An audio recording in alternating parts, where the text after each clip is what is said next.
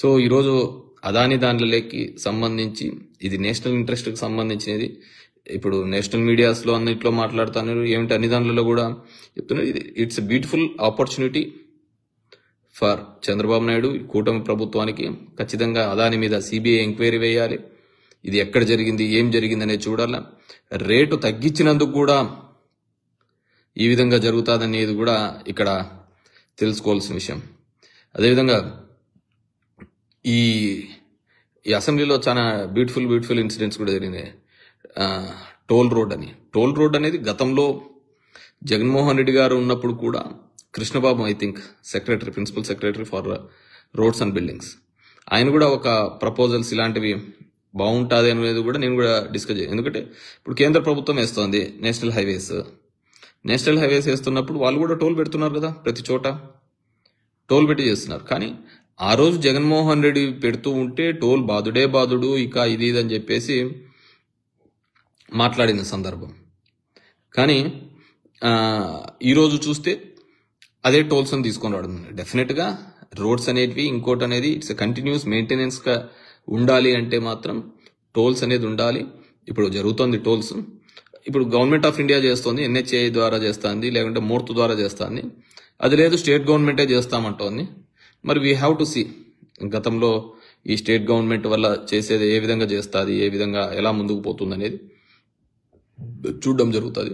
So నేను అనేది ఏంటంటే గతంలో ఆ పని జగన్మోహన్ రెడ్డి గారు చేసినప్పుడు తప్పు అని రాసిన పత్రికలు ఈరోజు కరెక్ట్ అనే విధంగా రాస్తున్నాయి. ఇప్పుడు వ్యవసాయ మీటర్లు బిగిస్తూ ఉంటా సందర్భంలో, లేకుంటే ఈ మీటర్లు బిగిస్తున్న సందర్భంలో అవన్నీ ఉరితాళ్ళు అని రాసిన సందర్భంలో నేను ఎక్కడో పేపర్లో చూసా, ఈనాడు పేపర్లోనే అవన్నీ రైతులకు ఉరితాళ్ళు అని రాసిన సందర్భంలో మళ్ళీ అదే ఈనాడు పేపర్లో అబ్బా ఎలక్ట్రికల్ మీటర్లు వచ్చేసాయో అని రాసినారు. అంటే అదొక పండగలాగా, అదైతే పాపంలాగా, రెండు ఒకటే విధంగా రాయాలి కదా. సో అదే ఈ ఎలక్ట్రికల్ మీటర్స్లో అదేవిధంగా అప్పులు చూసినాం. 12 లక్షల కోట్లు అంటారు.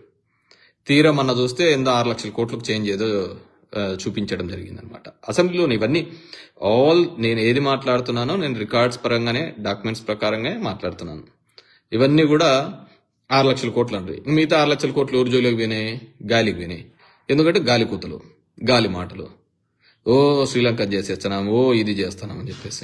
మొన్న ఇక్కడ సర్చార్జ్ 1% పెంచితే బాగుంటుందని ఎవరి మీద పడుతుంది? ట్యాక్స్ పడుతుంది. సో ఇలాంటివన్నీ ఊరికే సరైన సందర్భంలో స్పందించక, మాట్లాడక, ఒకే పదే తప్పును, పదే అబద్ధాన్ని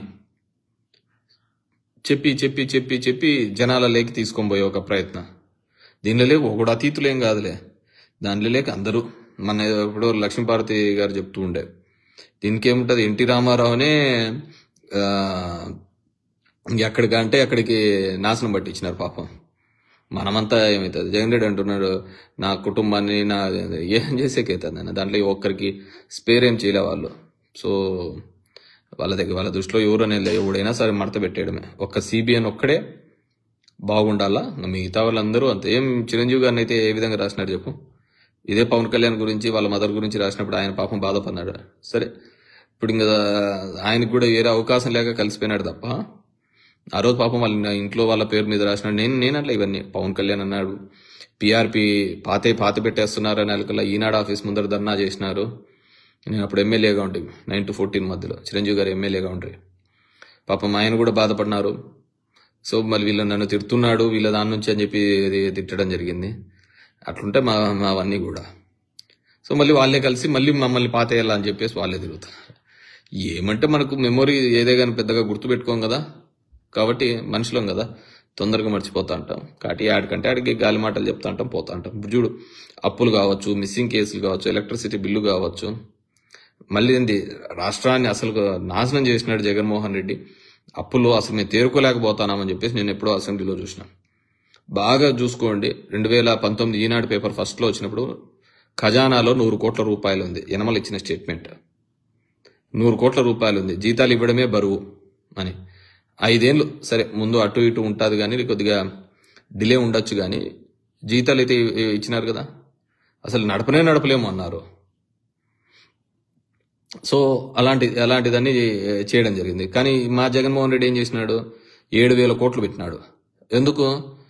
గవర్నమెంట్లోకి మళ్ళీ వచ్చేస్తున్నాం, జూన్ ఆఖరికల్లా అమ్మఒడి బటన్ నొక్కల్లా, అమ్మఒడి జనాలకి ఇవ్వాలా అని ఈయన 7,000 కోట్లు పెట్టినాడు. అదే మాకు వర్కులు చేసిన చిన్న చిన్న కాంట్రాక్టర్లకు ఇచ్చినా గానీ, కార్యకర్తలు ఇచ్చినా గానీ వాళ్ళన్న బాగుపడింది అనమాట. జనాలకు మెయిల్ చేయాలా అని చెప్పేసి 7,000 కోట్లు పెట్టినాడు. 7,000 కోట్లు అది ఆటికి పోయినాయి. ఇంతవరకు పథకం లేదు, ఏంది లేదు. అప్పులు ఇప్పటికే 57,000 కోట్లు చేసినారు. ఏం చేస్తున్నారో ఏమో తెలియదు.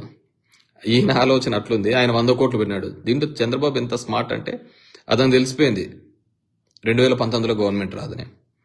జగన్మోహన్ రెడ్డికి తెలియలే, ఖచ్చితంగా వచ్చేస్తున్నాము విత్ బిగ్ అని చెప్పేసి. అందుకు 7,000 కోట్లు పెట్టి అది అమ్మఒడి కోసం అని పెట్టడం జరిగింది. తీరా చూస్తే అది ఎవరికి పోయినాయో తెలియదు ఇప్పుడు అనమాట.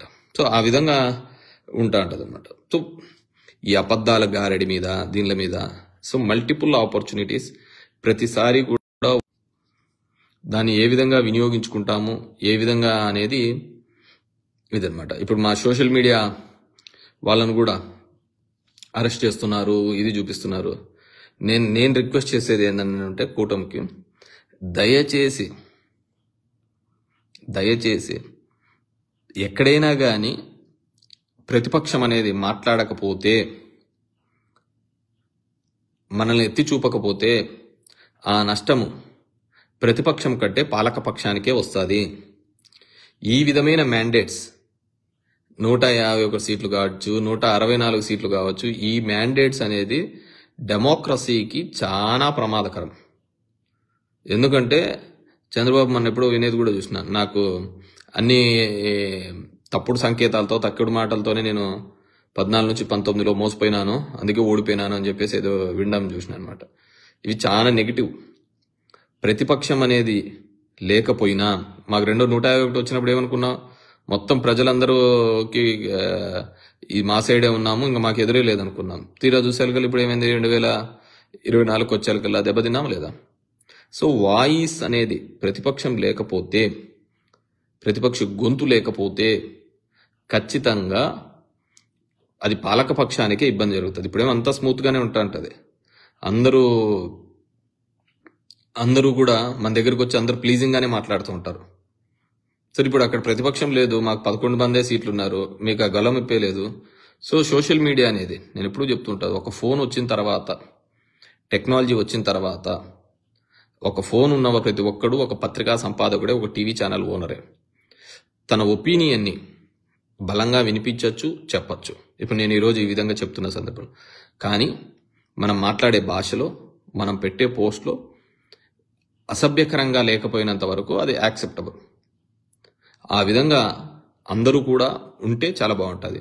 అండ్ ఇప్పుడు కొంతమందిని కొన్ని దానిలలో పెట్టడము, ప్రశ్నించినాడని చెప్పేసి అరెస్ట్ చేయడము, ఇవన్నీ చాలా బ్యాడ్ సిగ్నల్స్. అంటే కొత్తగా నేర్పిస్తున్నాడు, అవి నేర్పించుకునేది చెప్తున్నాను కదా, ఇవన్నీ మళ్ళీ ఎనికి మనకే పడతా ఉంటాయి. ఇప్పుడు రైట్ ఇన్ఫర్మేషన్ యాక్ట్ ఉంది, అది తెచ్చిన తర్వాత ఎవరికి నష్టం జరిగింది? కాంగ్రెస్కే నష్టం జరిగింది. అదేవిధంగా ఈడీ, ఫెమా ఇవన్నీ బలోపేతం చేసిన తర్వాత ఎవరు నెక్స్ట్ వచ్చిన తర్వాత వాళ్ళకే ఇప్పుడు నష్టం జరుగుతుంది అనమాట. సో ప్రతిపక్షాన్ని, ప్రజల యొక్క గొంతును నొక్కాలని చూసిన ప్రతిసారి కూడా డెఫినెట్గా ప్రజలే రోడ్డు మీదకి వస్తారు, తిరగబడతారు. ఈరోజు 10 మందిని వేస్తారు, రేపు ఇంకో 100 మంది పుడతారు. మనం ఆలోచించుకోవాల్సింది ఏంటంటే, 4 నెలల్లోనే ఇంతమంది ఏ విధంగా ఎందుకు మాట్లాడుతున్నారు అని. చంద్రబాబు నాయుడు 2.5 సంవత్సరాల వరకు మాట్లాడలేకపోయినారు, బయటకు రాలేని పరిస్థితిలో ఉండే. కానీ ఇప్పుడు 4 నెలలకు 5 నెలలకే జనంలో ఒక అన్రెస్ట్ వచ్చింది, ఒక వ్యతిరేక భావంతో మాట్లాడుతున్నారు. అది ఎందుకు వచ్చింది, సరి చేసుకోవాలనా లేదా అనే భావన ప్రభుత్వంలో ఉన్న వాళ్ళు చూసుకుంటే డెఫినెట్గా ఆ పార్టీలకు దానిలకు మనుగడ ఉంటుంది. లేదు అధికారం ఉంది కదా అని తొక్కుకుంటా పోతూ ఉంటే డెఫినెట్గా పొద్దున ఉంటే రాత్రి ఉంటుంది, రాత్రి ఉంటే పొద్దున ఉంటుంది. ఇట్స్ సైకిల్, తిరుగుతూనే ఉంటారట తప్ప ఎక్కడ పడ్డదు. సో ఎప్పుడైనా కావచ్చు ప్రజల గొంతును వినిపించే విధంగా చేయాలి. పెద్ద పెద్ద డిక్టేటర్స్ అని అట్లాంటి వాళ్ళే గాలి కొట్టుకోమైనారు ప్రజాగ్రహం ముందు. సో 4 నెలల్లో ఎందుకు ప్రజాగ్రహం ఇంతగా వచ్చింది, మనం కేవలం ఈ ప్రజాగ్రహాన్ని కొంతమేర కనపడకుండా చేయడానికి ఈ స్టేషన్లలో, జైళ్లలో, దీనిలో పెట్టడానికి ఉపయోగపడుతుందే తప్ప డెఫినెట్గా అది ఒక సొల్యూషన్ అయితే కాదు. సొల్యూషన్ జైల్లో పెట్టడం డెఫినెట్గా ఎవరైనా కానీ సోషల్ మీడియా వేదికను చేసుకొని నోటికొచ్చినట్లు అసభ్యకరంగా మాట్లాడితే శిక్షించాల్సిందే. అసభ్యకరంగా పోస్టు పెడితే చర్యలు తీసుకోవాల్సిందే, చట్ట ప్రకారం చర్యలు తీసుకోవాల్సిందే. కానీ ఏ దానికి సంబంధం లేకుండా ఒక భయభ్రాంతులు చేయాలి అనుకుంటే డెఫినెట్గా ఈ ఎరాలో డెఫినెట్గా ఇట్స్ ఏ బూమ్రాంగ్ అవుతుంది, బౌన్స్ బ్యాక్ అయితే దాన్ని ఎవడూ తట్టుకునే పరిస్థితి ఉండదు. ఆ రోజు అంతకంత మళ్ళీ అందరూ సఫర్ కావాల్సిన పరిస్థితి వస్తుంది. సో నేను అంతకుముందు చెప్పానుగా, మా పార్టీ వినాయక చవితి రోజు చంద్రుడిని చూస్తూ ఆలోచిస్తూ పెట్టినట్టున్నారు. కాబట్టి ఇన్ని అపవాదులు, నిందలు పడాల్సి వస్తుంది. దాన్ని కడుక్కోవడానికి మా పార్టీ 12 ఏళ్ళంతా దాని మీదే పడిపోయిందని నేను అనుకుంటున్నా. అంటే అదేదో పండగ రోజు నాకు బాగా, నేను ఇప్పుడు చిన్నప్పుడు మా టీచర్ చెప్తుంటే విన్నా అనమాట, అపవాదులు, నిందలు ఎక్కువ వస్తా ఉంటాయని చెప్పేసి. సో ఆ విధంగా ఉంటుంది. And once again coming to the Adani projects, Adani దాంట్లోకి సంబంధించి యాజ్ ఎ వైఎస్ఆర్సిపి కార్యకర్తగా నేను మా పార్టీ మీద, మా నాయకుడి మీద ఒక నింద వచ్చింది కాబట్టి నా యొక్క ఒపీనియన్ ఖచ్చితంగా ఒక సిబిఐ ఎంక్వైరీ వేసి, అదానీ గారి మీద సిబిఐ ఎంక్వైరీ చేసి, ఎందుకంటే అంతకుముందు కూడా కొన్ని ఆర్టికల్స్ రావడం వల్ల సెబీలో ఈ విధంగా అక్రమాలు జరిగినాయని అదానీ మీద వచ్చింది. దాని మీద సుప్రీంకోర్టు ఏదో మళ్ళీ ఒక క్లియరెన్స్ ఏదో ఇవ్వడం జరిగింది. సో ఇవన్నీ ఉన్నాయి కాబట్టి డెఫినెట్గా ఒక నిష్పక్షపాతంగా ఒక సిబిఐ ఎంక్వైరీ చేసి అదానీ గారికి ఒకవేళ అలాంటివి చేసింటే డెఫినెట్గా శిక్షార్హతలే. మా పార్టీ వాళ్ళు ఉన్నారా అని ఎవరైతే చూపిస్తున్నారో, ఏ అయితే టీవీ ఛానల్స్లో చూపిస్తున్నారో వాళ్ళందరినీ కూడా ఖచ్చితంగా అది ఉంటే నిరూపించాలని చెప్పేసి కోరుకుంటున్నాను. అండ్ దయచేసి వైఎస్ఆర్సీపీకి సంబంధించిన నాయకులకి, కార్యకర్తలకి అందరికీ కోరుకునేది, మీ ప్రాంతంలో జరిగే ఏ విషయాన్నైనా జరిగే సరే, అక్రమాలు కావచ్చు, ఇంకోటి కావచ్చు, మీకు తెలిసిన విధంలో సరైన భాషలో, మనం తిట్టాల్సిన అవసరం లేదు, ఇంకోటి లేదు, మనము సరళమైన భాషలో మీకు తెలిసిన లాంగ్వేజ్లో, మీకు తెలిసిన స్లాంగ్లో అక్కడున్న పరిస్థితుల్ని, అక్కడ జరుగుతున్న అన్యాయాల్ని ఎత్తి చూపించే ప్రక్రియ చేయించాలి. ఎందుకంటే చంద్రబాబు నాయుడు గారు చాలా హామీలు ఇవ్వడం జరిగింది. ఇంతకుముందు నేను చెప్పిన ఏ విధంగా అని 30,000 మంది మిస్ అయిన కేసులు పాపం, అదేవిధంగా ఎన్నో అబద్ధాలతో, అంటే మనం నిజం అనుకుంటున్నాడు, అతను పాపం నిజమే అనుకుంటాం, తీడుస్తూనే ఉంటున్నాడు. కాబట్టి సో సంపద సృష్టించి ఇవన్నీ చేస్తూ ఉంటున్నాడు, దానికి అప్పులకు చేస్తున్నాడు. సంపద సృష్టి అని అంటున్నాడు, మళ్ళీ అప్పులు అంటున్నాడు. కానీ మొత్తం అన్ని మా రాయలసీమ ప్రాంతంలో ఉన్నటువంటి ఇన్స్టిట్యూట్స్ అన్ని కూడా తీసుకొని పోయి అమరావతి పెడుతున్నాడు, విచ్ ఈస్ కంప్లీట్లీ బ్యాడ్. తీవ్రంగా నేనైతే వ్యతిరేకిస్తున్నాను. ఇప్పటికే మా ప్రాంతంలో, ఎస్పెషల్లీ మా అనంతపూర్లో వచ్చిన ఎయిమ్స్ని తీసుకొని పోయి గుంటూరులో పెట్టినాడు. మాదెక్కడో వెనుకబడిన జిల్లా అని తీసుకొని అక్కడికి వస్తే, అక్కడ నుంచి తీసుకొని పోయి అక్కడ పెడితే, ఆడ గుంటూరు, విజయవాడలో పెద్ద పెద్ద కార్పొరేట్ హాస్పిటల్స్ ఉన్నాయి కదా, ఏదో ఇట్లాంటి వెనుకబడిన ప్రాంతంలో ఉన్నాయా ఒక ఎయిమ్స్ లాంటి హాస్పిటల్ ఉంటే అడ్వాంటేజ్ ఉంది, అది కూడా తీసుకొని పోయి ఎక్కడ పెట్టినా. నీ దగ్గర ల్యాండ్ ఉంది కాబట్టి ఎన్నైనా ఇన్స్టిట్యూట్స్కి ఫ్రీగా ల్యాండ్ ఇవ్వచ్చు. దాంట్లో భాగంగానే మీరు అమృత కాలేజీకి ఇచ్చినా, లేకుంటే విఐటికి ఇచ్చినా, ఇట్లాంటి ఇన్స్టిట్యూట్స్కి ఇవ్వచ్చు. ఏమవుతుంది చెప్పు, వాళ్ళకి ఇస్తా అంటే పెడతా అంటారు, ఫీజులు వసూలు చేస్తా అంటారు, నడిపిస్తా అంటారు.